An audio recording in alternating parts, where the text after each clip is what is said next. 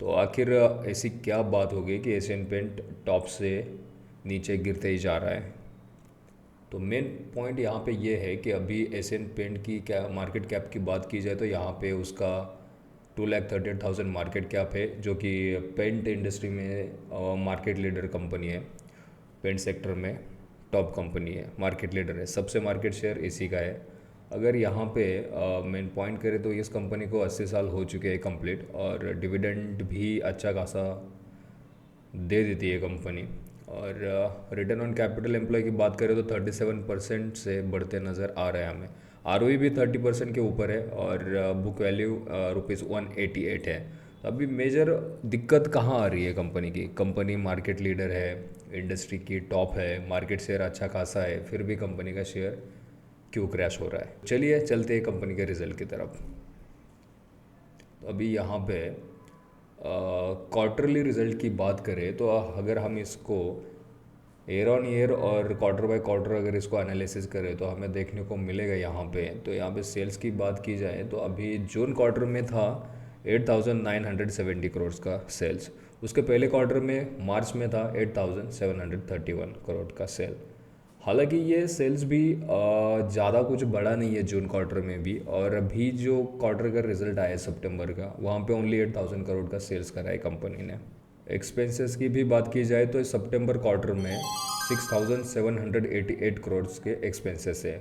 और operating profit की बात की जाए तो 1,240 करोड़ कंपनी के पास है ऑपरेटिंग प्रॉफिट सितंबर 2024 का। और जून क्वार्टर में फर्स्ट क्वार्टर में इसका था 1,700 करोड़ के आसपास, और मार्च में था 1,700 करोड़। यहाँ पे कोई चेंजेस नहीं है, हल्का सा चेंजेस है अगर यहाँ पे बात की जाए तो, अगर ऑपरेटिंग प्रॉफिट की बात की जाए तो। हालांकि ओपीएम तो 19% ही है, और जो गिर के अभी जो सितंबर क्वार्टर में है 15% पे आ चुका है। दैट्स वाई कि यहाँ पे एशियन पेंट में बहुत ही ज़्यादा नीचे गिरते हुए नज़र आ रहा था। यहाँ पे अगर आप यहाँ पे ईपीएस देखें तो एशियन पेंट का ईपीएस जो कि पहले 15 था, 15 से गिर के 13 पे आया, 13 से गिर के फिर 12 पे आया, और 12 से डायरेक्टली अभी 7 पे है क्वार्टर सेकंड पे सितंबर रिजल्ट में। हालांकि नवंबर में रिजल्ट लगा उसका, बट ये सेल्स है सितंबर तक, सितंबर एंड तक। तो ये हर क्वार्टर बाय क्वार्टर इसका ईपीएस गिरते हुए नज़र आ रहा है। हालांकि पहले था 15, 13, फिर हुआ 12, और अभी ये 7 पे। और इसी की वजह से यहाँ पे जो इन्वेस्टर है एक कंपनी के माल की बिकवाली कर रहे हैं। और या जब शेयर्स बेचे जाएंगे कंपनी के सबसे ज़्यादा, और ये लगातार 3 क्वार्टर से नीचे ही जा रहा है, तो आखिर ऐसा भी माना जा रहा है कि दूसरी कॉम्पिटिटर अच्छे खासा आ रहा है, कि उसी की वजह से कई इन्वेस्टर को लग रहा है कि ये नीचे जा सकता है। और भी ग्लोबल क्राइसिस है, जैसे कि अगर बात की जाए इजराइल वॉर जो हो रहा है वहाँ पे फ़िलिस्तीन और उसका, वहाँ पे क्रूड ऑयल की जो यहाँ पे अपने इंडिया में वगैरह आते हैं, तो उसकी वजह से वहाँ पे इम्पैक्ट पड़ सकता है। और पेंट इंडस्ट्री में क्रूड ऑयल का ही यूज़ होता है इनका। अगर रॉ मटेरियल की बात की जाए तो क्रूड ऑयल ही लगता है यहाँ पे। अगर क्रूड ऑयल की प्राइस बढ़ेंगी तो इनके बिज़नेस पे दिक्कत हो जाएगी, क्योंकि उन्हें जो रॉ मटेरियल मिलेगा महंगे पे मिलेगा, और यही आपको देखने को मिल रहा है यहाँ पे। उसी के साथ साथ सेल्स भी डाउन हो रहा है। सेल्स डाउन हो रहा है मतलब रियल एस्टेट में लोग काम नहीं कर रहे ज़्यादा, लोग घर खरीद नहीं रहे, उसकी वजह से रियल एस्टेट बना नहीं रहे हैं, उसकी वजह से पेंट का सेल भी डाउन होते हुए नज़र आ रहा है। मतलब सब एक दूसरे से जुड़े हुए होते हैं। अगर एक इंडस्ट्री में ये प्रॉब्लम आ जाएगी तो दूसरी इंडस्ट्रीज़ में भी आएगी। अभी उसी की वजह से कई सारी कंपनियां भी ले ऑफ कर रही है, और लोगों के पास पैसा नहीं रहेगा तो वो खर्चा नहीं कर पाएंगे, पैसा नहीं रहेगा तो घर नहीं खरीद पाएंगे, घर नहीं खरीदेंगे फिर रियल एस्टेट वाली कंपनियां कंस्ट्रक्शन करना थोड़ा कम कर देगी, वहाँ पे कंस्ट्रक्शन कम हो जाएगा, तो कंस्ट्रक्शन कंपनी में ही पेंट का यूज़ ज़्यादा होता है, और फिर सेल्स डाउन हो जाएगा। हालांकि एशियन पेंट्स का ही सेल डाउन है ऐसा नहीं है, दूसरे भी कंपनी का सेल डाउन है। हालांकि अभी यहाँ पे जागतिक मंदी के संकेत दिखाई दे रहे हैं, ऐसा कई बड़े बड़े लोगों का कहना है। और उसी के साथ अगर हम इसका प्रॉफिट बिफोर टैक्स की बात की जाए ईयर ऑन ईयर की, तो आप 2013 से देख सकते हैं लगातार बढ़ते हुए नज़र आ रहा था हमें। ये टैक्स के पहले वाला प्रॉफिट है 4,000, फिर यहाँ पे 2022 से कम हुआ, फिर 2023 में बढ़ा, और फिर अभी मार्च में 7,350 करोड़ तक पहुंच गया था, जो कि अभी क्वार्टर ऑन क्वार्टर तो सेल डाउन होते हुए दिखाई दे रहा है, और ईयर ऑन ईयर तो बढ़ते हुए दिखाई देगा क्योंकि अभी 2 क्वार्टर बाकी है, बट क्वार्टर ऑन क्वार्टर कम है। अगर आप इसे क्वार्टर ईयर ऑन ईयर अगर इसको सितंबर 2023 से कंपेयर करें तो यहाँ पे आप देख सकते हैं नेट प्रॉफिट था कंपनी के पास सितंबर 2023 में 1232 करोड़ में, 1232 करोड़ का, और अभी आप देख सकते हैं यहाँ पे सितंबर 2024 में है लगभग 700 करोड़। 700 करोड़ कहाँ और 1200 करोड़ कहाँ, तो इतना फॉल आ चुका है कंपनी के प्रॉफिट में। उसी की वजह से ईपीएस भी डाउन होते हुए नज़र आ रहा है, और उसी की वजह से कंपनी का शेयर नीचे आ रहा है। अगर आप कंपाउंडेड सेल्स ग्रोथ की बात की जाए तो 10 ईयर में 11% है, 5 ईयर में 13% है, और 3 साल में 18% है। प्रॉफिट ग्रोथ की बात की जाए कंपाउंडेड तो 16% है 10 ईयर्स का, 5 ईयर का है 21%, 3 ईयर्स का है 20%। और स्टॉक की प्राइस की बात की जाए तो वो भी ईयर ऑन ईयर हर साल 14% से बढ़ते हुए नज़र आ रहा है। हालांकि इतना गिरा है फिर भी 5 साल में 7%, जो कि एफडी से भी कम है, और 3 साल में निगेटिव में दिखाई दे रहा है हमें, और 1 साल में तो 22%। और रिटर्न ऑन इक्विटी की बात की जाए तो यहाँ पे 28%, 10 ईयर्स की, 5 ईयर्स की 28%, 3 ईयर्स की 28%, ये हर साल। और अभी करंट ईयर में, लास्ट ईयर में 31% है।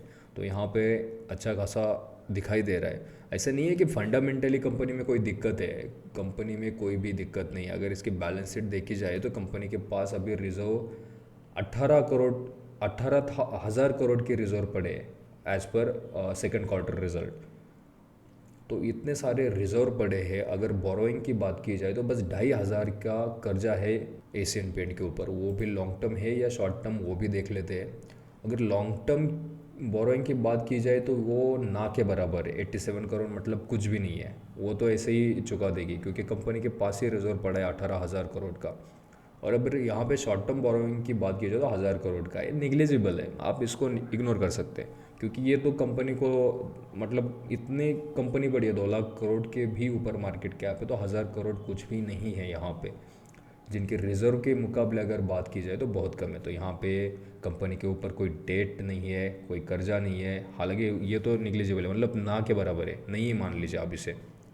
और लाइबिलिटीज़ की बात की जाए तो कंपनी के ऊपर लाइबिलिटीज़ से ज़्यादा तो रिजर्व पड़ा है, तो फंडामेंटल में कुछ है नहीं दिक्कत। हालांकि अभी जो रिज़ल्ट कंपनी का सेल्स डाउन होते हुए नज़र आ रहा है क्वार्टर ऑन क्वार्टर, और सेल्स भी कम है, प्रॉफिट भी कम है, खर्चे थोड़े बढ़ते हुए नज़र आ रहे हैं। और इसी की वजह से अभी जो मंदी दिखाई दे रही है हमें, क्योंकि इन्फ्लेशन कम होने का नाम नहीं ले रहा है, बैंक इंटरेस्ट आरबीआई कम नहीं कर रहा है, इसी की वजह से कंपनी को कर्ज़ा महंगा मिल रहा है। और जहाँ पे जो कंपनी को शॉर्ट टर्म में पैसे यूज़ करने लगते हैं वो महंगे दामों पे मिल रहा है, और लोग खरीद भी नहीं रहे, सेल्स भी डाउन हो रहा है। इसी की वजह से ये शॉर्ट टर्म रहेगा, आने वाले कुछ महीनों में और भी गिरते हुए दिखाई दे सकता है एशियन पेंट। ये होगा नहीं होगा ये भी उसके चार्ट पे आगे देखते हैं हम। और इसी के साथ साथ इन्वेस्टमेंट भी कंपनी की थोड़ी कम होती हुई दिखाई दे रही है, जो कि पहले क्वार्टर में था, फोर्थ क्वार्टर में था लास्ट ईयर में 4,200 करोड़ का, फिर बढ़ के हुआ 4,600 करोड़, और अभी 3,700 करोड़ है। और ये जो कंपनी के एशियन पेंट है वो भी दूसरे कंपनी में इन्वेस्ट करती है, तो उसका दूसरे कंपनी के शेयर इनके पास होते हैं, और ये शेयर्स की इन्होंने इनके पास अभी मार्केट डाउन है तो उसके वैल्यू भी कम होते हुए दिखाई दे रहे। तो यही होगा, और इसी के अलावा और भी कई जगहों पे इन्वेस्टमेंट होता है। तो ये सारे इन्वेस्टमेंट अभी कम होते हुए दिखाई दे रहे हमें, और एसेट्स भी कंपनी के बढ़ते हुए नज़र आ रहे हैं। तो फंडामेंटली तो ऐसा कुछ दिखाई नहीं दे रहा है कि गलत है, बट कैश फ्लोज की बात की जाए तो कैश फ्लोज भी अभी अच्छा खासा है, कोई दिक्कत की बात नहीं है। यहाँ पे 771 था, जो कि कम होते हुए दिखाई दे रहा है। अगेन इन्वेस्टर के लिए निगेटिव पॉइंट मान के वो सेल कर रहे हैं यहाँ पे, जो कि 2022 में तो निगेटिव 1100 था। ये तो नेट कैश फ्लो है, जो कि कंपनी जो यूज़ कर रही है पैसा वो तो चलता रहता है। हालांकि वो कम होते हुए दिखाई दे रहा है, ये भी थोड़ी सोचने की बात है। अगर आप यहाँ पे कैश कन्वर्जन साइकिल की बात की जाए तो पहले 2022 में 94 डेज़ था, जो बढ़ के 2023 में 99 डेज़ हुआ। हालांकि अभी लास्ट ईयर में 93 था, ये कम होते हुए दिखाई दे रहा है, तो ये अच्छी बात है। वर्किंग कैपिटल डेज़ की भी बात की जाए तो ये वर्किंग कैपिटल डेज़ इनके बढ़ते हुए नज़र आ रहे हैं 2022 से। पहले 2021 में 46 डेज़ था, फिर 69 डेज़ था, जो बढ़ के अभी 66 डेज़ हो गया था 2023 में, और अभी कम लास्ट ईयर में 62 है। अभी इस साल का रिज़ल्ट ईयरली पता चल जाएगा आपको। यहाँ पे आर ओ सी की बात करें परसेंटेज वाइज में, जो कि पहले 40% से भी ज़्यादा था, जो अभी गिर के 33%, 34% होते हुए नज़र आ रहा था, जो कि अभी लास्ट ईयर के हिसाब से बढ़ते हुए नज़र आ रहा है। ये भी अच्छी बात है। अगर आप शेयर होल्डिंग पैटर्न की बात की जाए यहाँ पे, तो प्रोमोटर के पास 2021 में थे 52.63% शेयर, जो कि कंसिस्टेंटली सेम है, ना वो बेच रहे ना वो खरीद रहे। और एफ आई आईज़ की बात की जाए तो 20% से लेके वो अभी 15% तक आ चुके हैं, और मेजर रीज़न कंपनी का यही है, कंपनी के शेयर फॉल होने के, क्योंकि F I eyes Indian market से पैसा विड्रॉ करके चाइनीज़ मार्केट में लगा रहे, ऐसा कईयों का मानना है, और वो हमें देखने को भी मिल रहा है यहाँ पे एशियन पेंट में, क्योंकि एफ आई आईज़ की मेजर इन्वेस्टमेंट इसमें है, जो कि 20.5% से हमें 15% पे आते हुए दिखाई दे रहे हैं। लगभग 5 से 5.25% स्टेक बेच दिए इन्होंने, और इन्होंने बेचे तो किसी ने खरीदे होंगे, राइट। तो ये खरीदे किसी ने। ये डी आई आईज़ की बात करें हमें, हमारे डोमेस्टिक इन्वेस्टर की, तो 7.15% थे, जो कि बढ़ के अभी 13% होते हुए नज़र आ रहे हैं। मतलब इन्होंने बेचा, इन्होंने खरीदा, राइट। देखने को तो हमें यही मिल रहा है, क्योंकि हम जो म्यूचुअल फंड में इन्वेस्टमेंट वगैरह करते हैं, तो म्यूचुअल फंड जो एएमसी होती है, उन्हें कहीं ना कहीं तो पैसा लगाना होता है, राइट। तो अगर एफ आई एस बेचेंगे, तो हम म्यूचुअल फंड में एस आई पी कई लोगों की होती है, जो कि लाखों करोड़ों में आती है हर मंथ में, तो वो पैसा यहाँ पे लग गया है, या लगाना ही होता है उन्हें। क्योंकि आप जिस म्यूचुअल फंड में देखते हैं, यहाँ पे अगर आप नीचे जाके देखेंगे कि वो म्यूचुअल फंड हाउस कौन सी कंपनीज़ में उनका पोर्शन कितना है, तो उसके हिसाब से वो उन्हें इन्वेस्ट करना ही करना होता है। और अगर अब यहाँ पे नंबर ऑफ़ शेयर होल्डर्स की बात की जाए, तो ये 7,12,000 से बढ़ के लगभग 9.5 लाख शेयर होल्डर हो चुके हैं एशियन पेंट में। यहाँ हमें पब्लिक की शेयर होल्डिंग पैटर्न की बात करें तो लगभग 19.68% होल्डिंग थी पहले, जो अभी 18.80% पे दिखाई दे रहे हैं, जो कि ठीक है। यहाँ पे भी पूरे पब्लिक की होल्डिंग नहीं होती, यहाँ पे भी बड़े बड़े हाउस होते हैं, जैसे कि तेस्ता रिटेल प्राइवेट लिमिटेड, सिद्धांत कमर्शियल प्राइवेट लिमिटेड, ये इनकी होल्डिंग होते हैं यहाँ पे। इन्होंने बेचा, इन्होंने ख़रीदा, लगभग 5% इन्होंने बेचा, 5% इन्होंने खरीदा, तो ये पब्लिक में भी 5% है। इसके भी अलावा और छोटे मोटे कई होंगे, तो ये 5% माइनस करेंगे तो पब्लिक आपको 13%, और दूसरे छोड़ेंगे तो मतलब पब्लिक के पास है 10 से 11% ही स्टेक होगा इसका, डायरेक्टली हम जो खरीदते हैं। तो इसे ये है हमारा पोर्शन। और बस इसी के अलावा एशियन पेंट में तो कुछ दिखाई नहीं दे रहा, तो चलिए हम अभी चलते चार्ट की तरफ। निफ्टी 50 का चार्ट है, इसको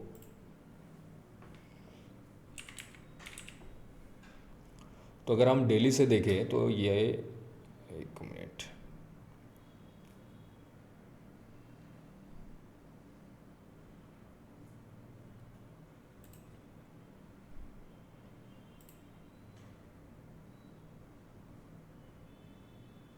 अट्ठाईस परसेंट गिरा है टॉप से, तो हमें ये टॉप से शेयर 28% गिरता हुआ नज़र आ रहा है अभी तक। और इसका हाई बनाया था इसने 12 सितंबर में, 12 सितंबर से लेके अभी 15 नवंबर तक 28% एशियन पेंट नीचे गिरते हुए दिखाई दे रहा है। तो अगर आप यहाँ पे लॉन्ग टर्म के हिसाब से कई सारे इन्वेस्टर होंगे, तो ये भी खरीद रहे हैं, यहाँ पे खरीदे होंगे, क्योंकि अगर ये बेच रहे तो कोई ना कोई ख़रीदने वाला तो होगा ही। और अभी इसके चार्ट के हिसाब से बात की जाए तो ये कंपनी ने लगभग हाई लगाया था 2022 में, 11 जनवरी 2022 में, उसका हाई अभी तक नहीं टूटा है। और जैसे अगर इस हाई के ऊपर मार्केट चला जाता है तो यहाँ से फिर आगे जा सकती है कंपनी, क्योंकि यहाँ से लगभग 2-3 2 से 3 साल होने को आ रहे, कंपनी ने अपना टॉप हाई नहीं तोड़ रही है। और अभी आपको ऑल टाइम लो पे जाते हुए दिखाई दे रहा है। ऑल टाइम लो तो नहीं कह सकते, लेकिन 52 वीक्स के ऑल टाइम लो पे दिखाई दे रहा है हमें शेयर वगैरह। और यहाँ से कंपनी और भी नीचे जा सकती है, क्योंकि उसने जो जो लेवल थे नीचे के सारे लेवल तोड़ के नीचे जा चुकी है। हालांकि अभी यहाँ से अगर आप इसको वीकली टाइम फ्रेम में जाके देखें तो ये देख सकते हैं कि हमें पूरे के पूरे वीकली कैंडल रेड ही दिखाई दे रहे हैं। तो अभी यहाँ से इतना गैप पे ओपन हुआ था, तो ये गैप थोड़ा सा फिल करने के लिए यहाँ से थोड़ा कुछ ऊपर आने की कोशिश करेगा और फिर नीचे जाएगा, ऐसा मुझे लगता है। तो अगर आप लॉन्ग टर्म के हिसाब से देखते तो लॉन्ग टर्म के हिसाब से कुछ मैंने भी यहाँ पे बाय किया है हल्के, थोड़ा बहुत। और भी अगर नीचे जाता है, देखिए अगर आप लॉन्ग टर्म इन्वेस्टमेंट कर रहे हैं ना, तो ये इसका एक तरीका होता है। अगर मान के चलो ये ऑल टाइम हाई है, यहाँ पे कंपनी और ऑलरेडी पहुँच चुकी है, जो कि नीचे से कईयों को लग रहा होगा अभी बहुत ऊपर चली गई है कंपनी, हमें भी इस कंपनी में इन्वेस्ट करना चाहिए था, 2000 पे शेयर लेते तो आज इसका लगभग 70-80% हमें रिटर्न मिलता। बट अभी यहाँ पे क्या होता है ना, फोमो हो जाता है कईयों को कि अभी बाय कर लेते हैं। तो आपको यहाँ पे बाय नहीं करना चाहिए। यहाँ पे अगर इसकी पी रेशो की बात की जाए तो यहाँ पे महंगे वैल्यूएशन पे आपको यहाँ पे एसेंटमेंट मिल रहा था। बट यहाँ पे क्या होता है, अगर जब कंपनी 10% से नीचे गिर जाए या 5% गिर जाए तो थोड़े बहुत शेयर खरीद लेने हैं। फॉर एग्जांपल अभी 5% यहाँ तक गिर गई कंपनी, तो आप यहाँ पे कुछ शेयर खरीद सकते हैं। मतलब मान लीजिए यहाँ पे आपने 5 शेयर खरीदे, ठीक है, अभी और यहाँ से और नीचे आ जाता है, मतलब टॉप से अगर ये 10% गिर जाता है या 15% गिर जाता है। अभी मान लीजिए एक अंदाज से मैं आपको बता रहा हूँ कि मान लीजिए अभी यहाँ से कंपनी यहाँ तक 20% गिर गई, तो यहाँ पे 5 शेयर खरीदे थे आपने, तो यहाँ पे 5 के डबल मतलब 10 शेयर खरीदे। तो यहाँ पे अगर 10 शेयर खरीदेंगे आप, तो आपका एवरेज यहाँ तक आ जाएगा, यहाँ पे बीच में कहीं पे, और यहाँ तक। अभी अगर यहाँ से और भी नीचे गिरता है 10-15%, या टोटल टॉप से बात की जाए तो मतलब 25 से 30% गिरता है, तो अभी आपको इसके डबल शेयर खरीदने। मान लीजिए ये देखिए, मान लीजिए अभी यहाँ तक 28% गिरा है कंपनी, तो यहाँ पे आपने 10 शेयर खरीदे थे, अब उसके डबल खरीदने हैं, 10 के डबल 20। अगर आप यहाँ पे 20 शेयर खरीदेंगे तो आपकी एवरेजिंग अच्छी खासी हो जाएगी। यहाँ तक कहाँ, यहाँ पे कहीं पे एवरेज आ जाएगा। और आप अगर यहाँ से और भी नीचे गिरता है, 40-45% तक जाता है, टॉप से बात करो मैं, यहाँ से अभी 28% है, अगर यहाँ कहीं पे आ जाता है 2200 या 2100 के आसपास, तो यहाँ पे कहीं पे आ जाता है एक रैंडमली। यहाँ पे कोई बाइंग सेलिंग रिकमेंडेशन नहीं है, मैं आपको बस बता रहा हूँ एग्जांपल कि अगर आप अच्छे खासे कंपनी, और ये किसी भी कंपनी में नहीं करना है, क्योंकि अगर आप जाएंगे रिलायंस पावर में, जाएंगे मतलब पेटीएम में, तो ये दिक्कत की बात है, आपके पैसे फिर डूबने ही डूबने हैं। ये fundamental strong companies, market leader जो कि अच्छा खासा सेल हो रहा है कंपनी का, हालांकि इसका नहीं हो रहा है, मैं एग्जांपल बोल रहा हूँ आपको, ये भी अच्छी कंपनी है, निफ्टी 50 का पार्ट है। बट अभी कुछ, हालांकि सारे कंपनी के रिजल्ट निगेटिव ही आ रहे हैं, और यहाँ पे ये क्रूड ऑयल पे डिपेंड करती है कंपनी सारे पेंट के, तो दैट्स वाई कि यहाँ पे ये हो रहा है। अगर ये मार्केट लीडर कंपनी गिर रही है तो सोचिए दूसरे कंपनीज कितनी गिरी होंगी, वो भी देख लेते हैं।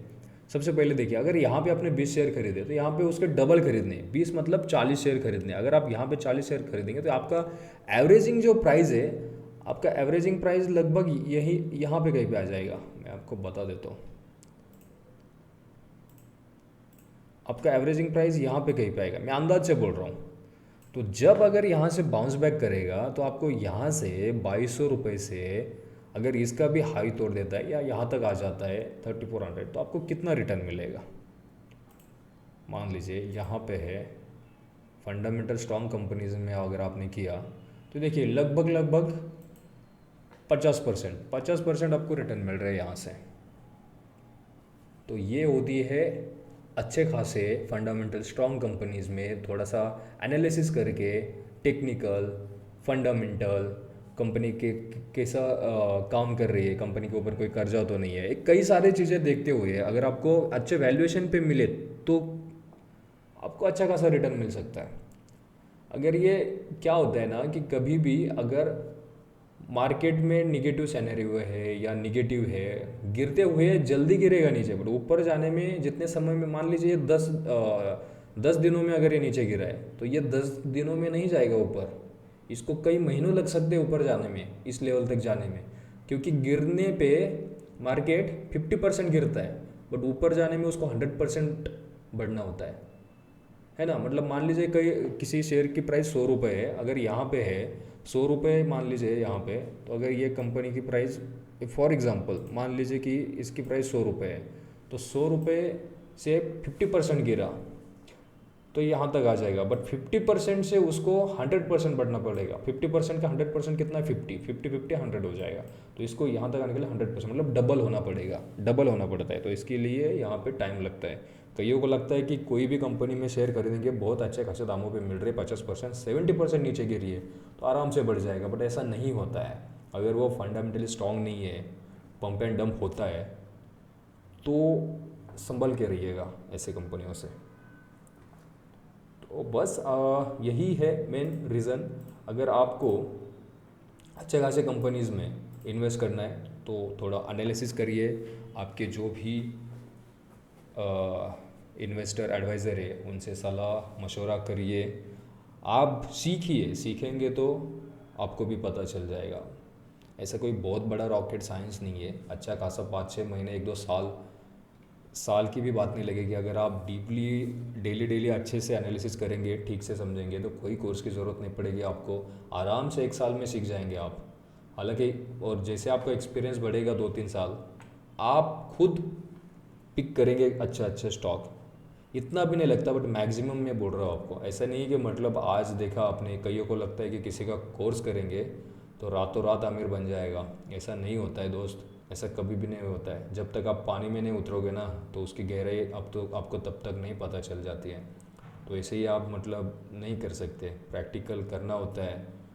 जब तक आप चार्ट नहीं देखेंगे, फंडामेंटल कैसे होते हैं, रिजल्ट क्या होता है, कब आता है, ये सब होता है।